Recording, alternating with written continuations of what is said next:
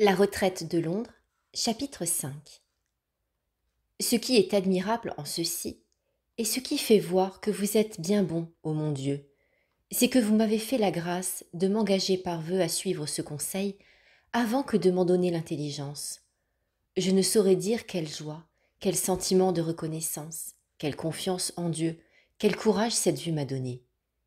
Il y avait encore quelques points à quoi je n'avais pas étendu le vœu, parce que cela était fort éloigné, mais me voilà, s'il plaît à notre Seigneur, en repos à cet égard pour toute ma vie. Loué soit mille et mille fois le Seigneur, qui a voulu me faire connaître par là sa miséricorde et la sainteté de la personne, il s'agit de sœur Marguerite Alacoque, par qui il lui a plu de me faire donner cet avis. J'ai trouvé encore dans le deuxième article un remède contre une tentation qui m'a fait bien de la peine depuis que je suis ici. J'y ai trouvé tout clairement la conduite que je devais avoir observée à l'égard d'une personne dont les actions me déplaisaient. Je ne sais comme je ne l'ai pas entendu plus tôt, mais Dieu soit loué, qui m'en a fait donner l'intelligence. Ce papier contenait justement toutes les règles dont j'avais besoin pour me tirer des pièges du démon. Il n'y a plus qu'un point dont Dieu permettra l'exécution quand il lui plaira. Toute ma confiance est en lui. La retraite de Londres, chapitre 6. Le 6e jour, faisant ma considération sur le vœu particulier que j'ai fait, je me suis trouvé touchée d'une grande reconnaissance envers Dieu qui m'a fait la grâce de faire ce vœu. Je n'avais jamais eu autant de loisirs pour le bien considérer. J'ai eu une grande joie de me voir ainsi engagée par 1000 chaînes à faire la volonté de Dieu. Je n'ai point été effrayée à la vue de tant d'obligations, si étroites et si délicates, parce qu'il me semble que Dieu m'a rempli d'une grande confiance que j'ai accompli sa volonté en prenant ses engagements, et qu'il m'aidera à lui tenir ma parole. Il est tout visible que sans une grâce particulière, il serait presque impossible de garder ce vœu. Je l'ai renouvelé de tout mon cœur, et j'espère que notre Seigneur ne permettra pas que je le viole jamais. La retraite de Londres, chapitre 7. J'ai remarqué aujourd'hui, 7e jour, que, quoique Dieu m'ait fait bien des grâces en cette retraite, cependant, ce n'a point été dans mes oraisons. Au contraire, j'y ai eu beaucoup plus de peine qu'à l'ordinaire. Je ne sais si cela viendra du point que j'ai voulu m'assujettir au point ordinaire, à quoi je ne sens guère d'attrait.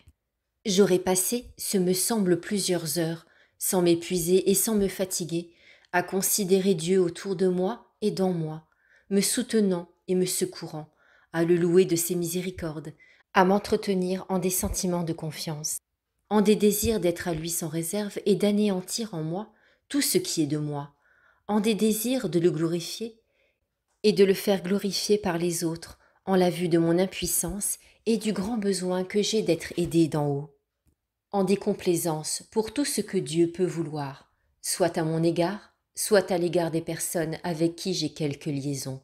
Et cependant, lorsque je voulais considérer un mystère, j'étais d'abord fatiguée, et j'en avais la tête rompue, de sorte que je puis dire que je n'ai jamais eu moins de dévotion qu'à l'oraison. J'ai cru que je ne ferais pas mal de continuer à l'avenir, comme je le faisais auparavant, de continuer de m'unir à Dieu présent par la foi et ensuite par les actes des vertus à quoi je me sentirais le plus portée. Cette manière n'est pas sujette à l'illusion, ce me semble, parce qu'il n'est rien de plus vrai que Dieu qui est dans nous et que nous sommes dans lui, et que cette présence de Dieu ne soit un grand motif de respect, de confiance, d'amour, de joie, de ferveur. Surtout l'imagination, n'ayant point de part aux soins que nous prenons de nous représenter cette vérité, et ne nous servant pour cela que des lumières de la foi. La retraite de Londres, chapitre 8.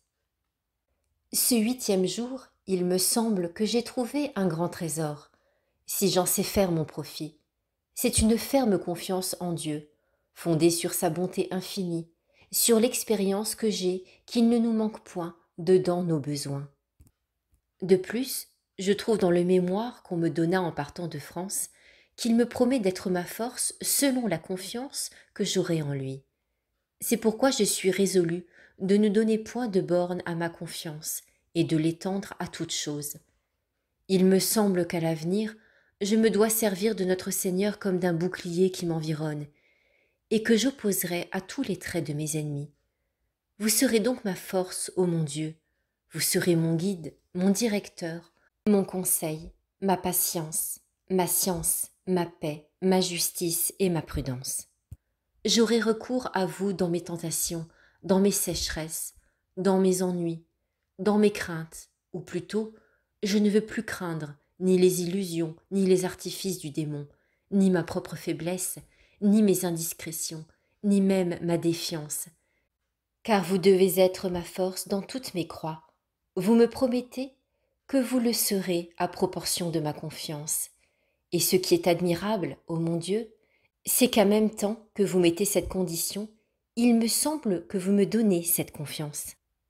Soyez éternellement aimés et loués de toutes vos créatures, ô mon très aimable Seigneur.